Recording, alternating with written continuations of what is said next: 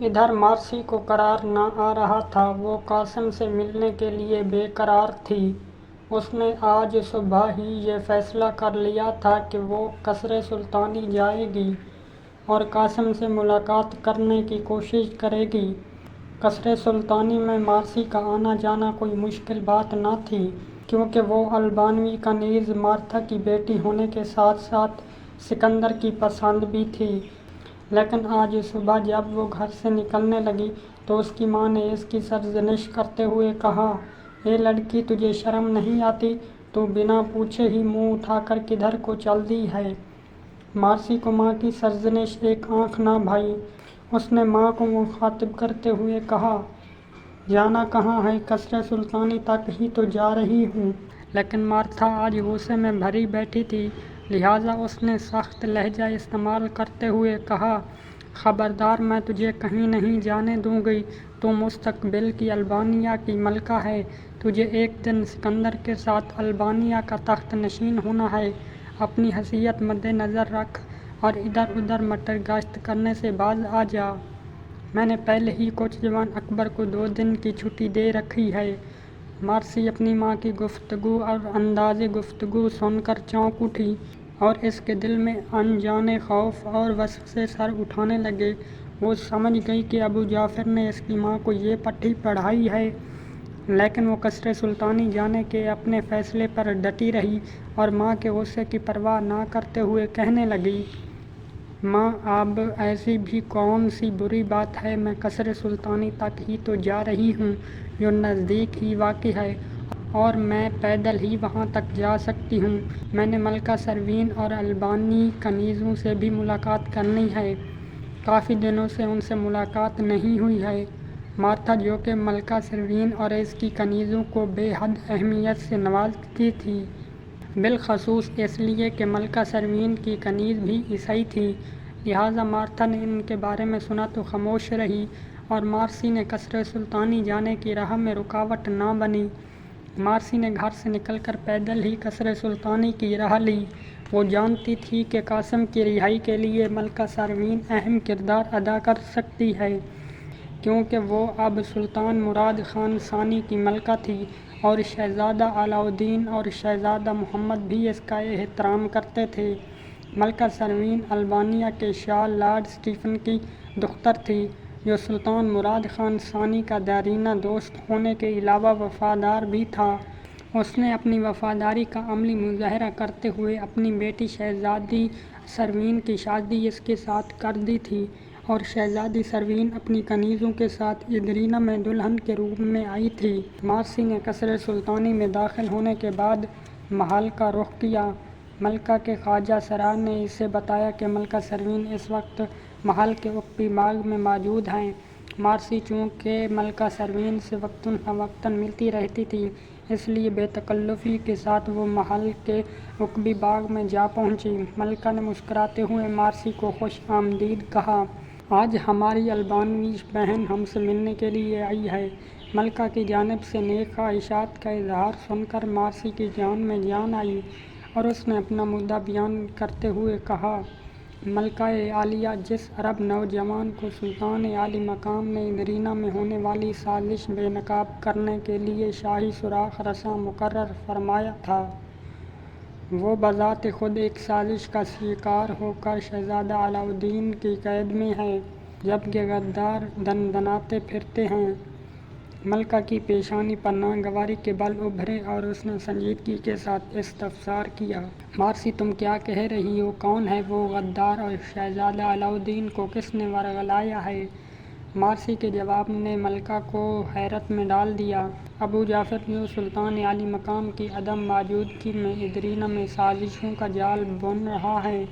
ملکہ نے استفسار کرتے ہوئے کہا، وہی ابو جعفر جو خطیب مغرب کے نام سے مشہور ہے۔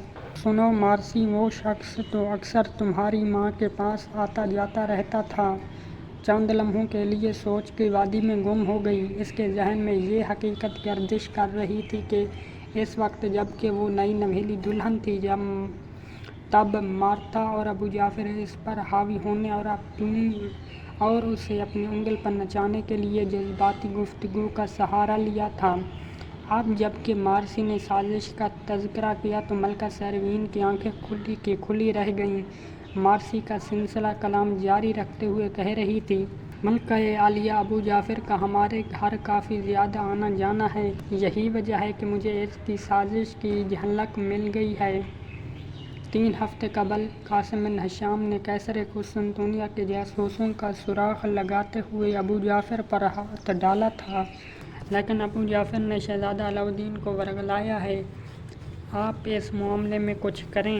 اب ملکہ صورتحال کی تہہ تک پہنچ چکی تھی اور وہ شہزادہ علاؤالدین کے ساتھ بات کرنے کے بارے میں سوچنے کے علاوہ یہ بھی سوچ رہی تھی کہ کس طرح ابو جعفر کو بھی زیر کیا جائے، کیونکہ وہ بذات خود بھی ابو جعفر کے مشکوک کردار سے آگاہ تھی۔ لہٰذا اس نے مارسی کو مخاطب کرتے ہوئے کہا، مارسی، ہم تمہارے شکر گزار ہیں کہ تم نے ہمیں حالات کی نزاکت سے آگاہ کیا۔ ہم آج ہی اس کے سلسلے کو اپنے ہاتھ میں لے کر پیش رفت کرتے ہیں۔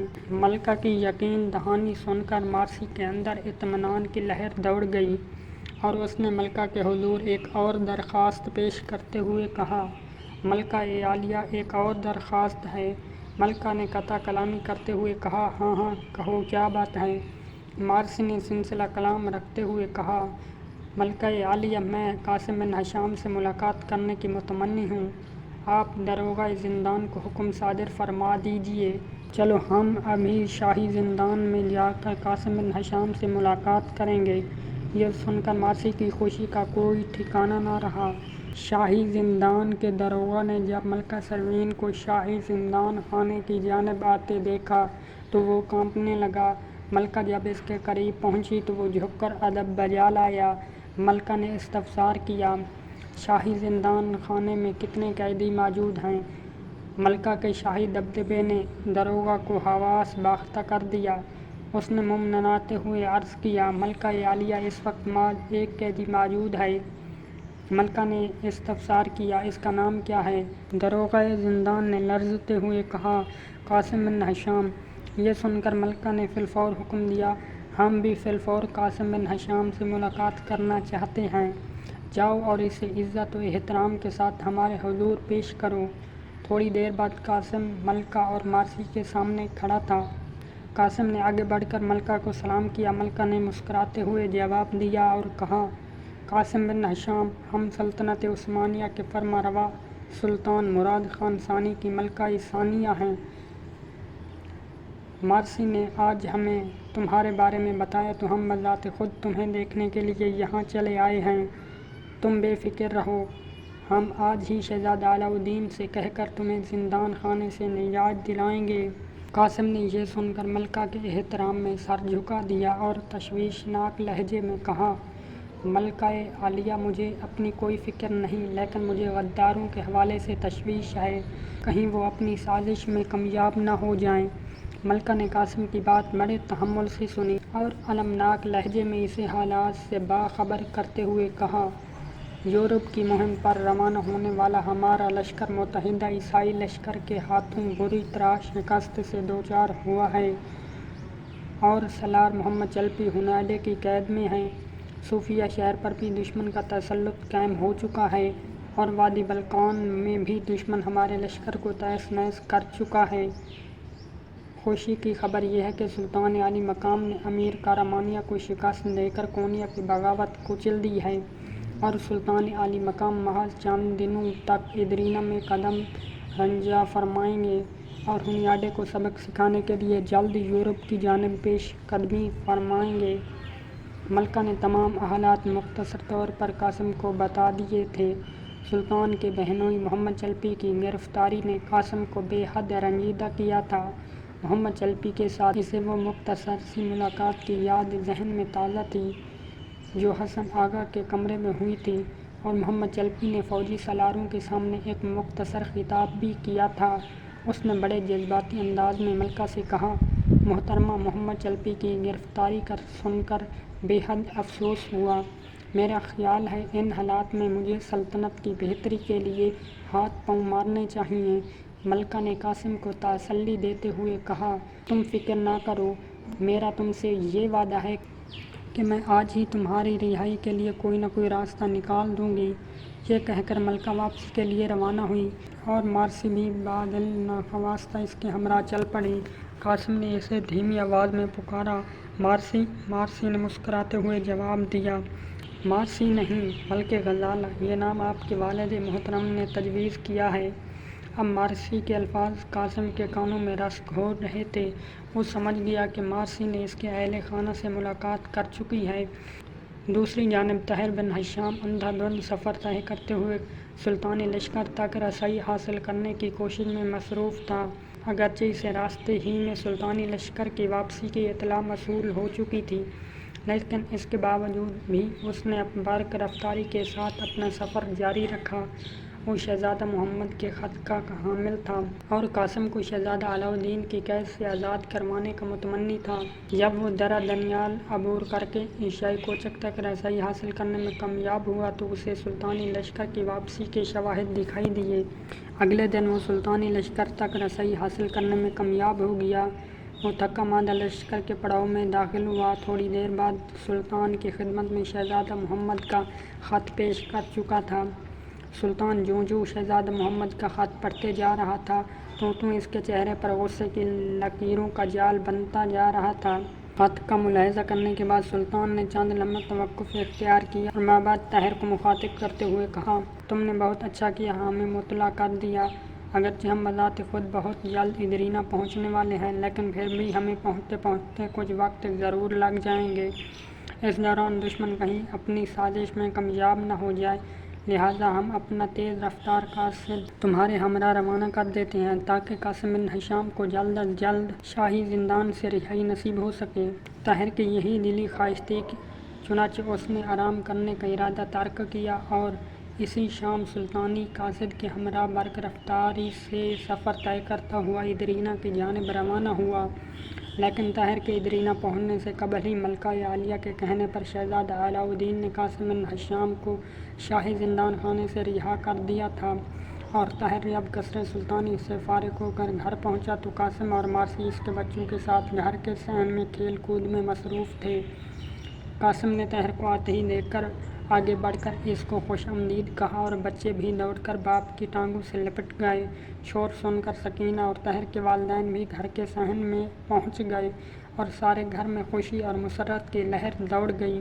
لیکن ابو جعفر دندناتا پھر رہا تھا۔ شہزادہ علاء الدین نے قاسم کو رہا کرتے وقت اسے حکم دیا کہ وہ ابو جعفر کے خلاف کوئی کارروائی نہیں کرے گا، لہٰذا قاسم شہزادہ علاء الدین کے احکام کا پابند ہونے کی وجہ سے مجبور تھا۔ اگرچہ اس نے ابو جعفر پر ہاتھ نہ ڈالا تھا، لیکن ابو جعفر اور اس کے مشکوک ساتھیوں کی خفیہ نگرانی کا بندوبست ضرور کر دیا تھا اور ینیچہری میں اپنی فوجی دستے کو بھی ہر قسم کے حالات کا مقابلہ کرنے کے لیے تیار رہنے کا حکم دے دیا تھا۔ اب اسے سلطان کی واپسی کا انتظار تھا۔ چند ہی روز بعد سلطان مراد خان ثانی کی واپسی کا شور بلند ہوا اور یہ خبر دارالسلطنت ادرینہ میں جنگل کی آگ کی طرح پھیل گئی۔ شہر کی صفائی کی جانے لگی اور درباری بھی پوری مستعدی کے ساتھ سلطان کے خیر مقدم کی تیاریاں کرنے میں مصروف ہو گئے۔ ابو جعفر اپنے آپ کو محظوظ تصور نہ کر رہا تھا۔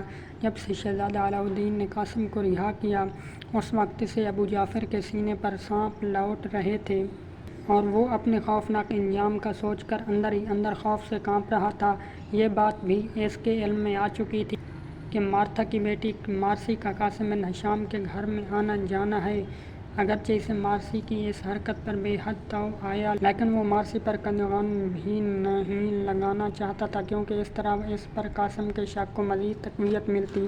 لیکن اسے یہ تسلی ضرور تھی کہ قاسم کے پاس اسے غدار ثابت کرنے کے لیے کوئی ثبوت موجود نہ تھا، اور وہ یہ سوچ کر بھی قدرے مطمئن ہو جاتا تھا کہ سلطان ثبوت کے بغیر اس سے باز پرس نہیں کرے گا۔ اس نے شہر میں رعب عمل اپنی سرکردگی میں کام کرنے والے قیصر قسطنطنیہ کے جاسوسوں کو خبردار کر دیا تھا۔ اگر سلطان نے اسے حراست میں لیا تو وہ نقاب میں منہ چھپا کر شہر کی اہم عمارات کو نذر آتش کر دیں، اور ینیچہری میں موجود اپنے غداروں کو بھی خبردار کر دیا تھا کہ شہر میں آتش کی زدگی کی واردات کے بعد وہ شہر میں داخل ہو کر عوام کی لوٹ مار کرنا شروع کر دیں اور قتل و غارت کا بازار گرم کر دیں۔ اس کے ساتھ ساتھ اس نے راہ فرار اختیار کرنے کا منصوبہ بھی تیار کر رکھا تھا۔ اس نے یہ منصوبہ بنایا تھا کہ جیسے ہی شاہی دستہ اسے اپنی حراست میں لے کر قصر سلطانی کی جانب روانہ ہونے لگے تو ینیچیری کی غدار سپاہ کا دستہ اس پر ٹوٹ پڑے اور ابو جعفر کو رہا کروا لے۔ اس نے قاسم بن ہشام کو بھی اپنی راہ سے ہٹانے کے لیے اپنے خفیہ آدمی تعینات کر رکھے تھے جو قاسم پر نظر رکھتے تھے اور موقع ملتے ہی اسے ہلاک کرنے کے در پہ تھے۔